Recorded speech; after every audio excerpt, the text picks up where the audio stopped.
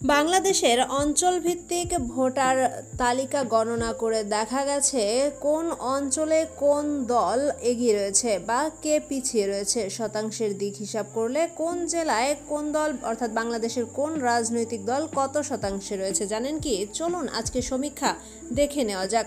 Comilla BNP 50%, Awami League 40 এবং অন্যান্য রয়েছে 10%। ফেনীতে অবশ্য বিএনপি রয়েছে 55-তে, আওয়ামী লীগ 35 এবং অন্যান্য 10।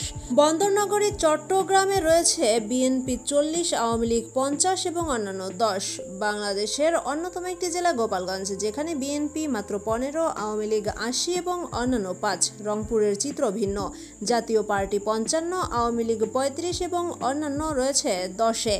নোয়াখালীতে বিএনপি 35, আওয়ামী লীগ 55 এবং অন্যান্য 10।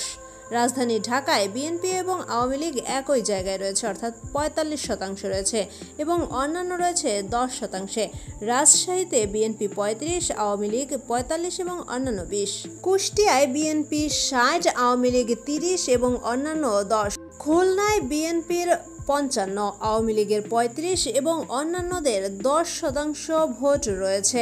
এই ছিল জেলা ভিত্তিক রাজনৈতিক দলগুলোর ভোটার তালিকার অংশ বিশেষ সমীক্ষা। ভিডিওটি ভালো লাগলে অবশ্যই আমাদের চ্যানেলটি সাবস্ক্রাইব করবেন।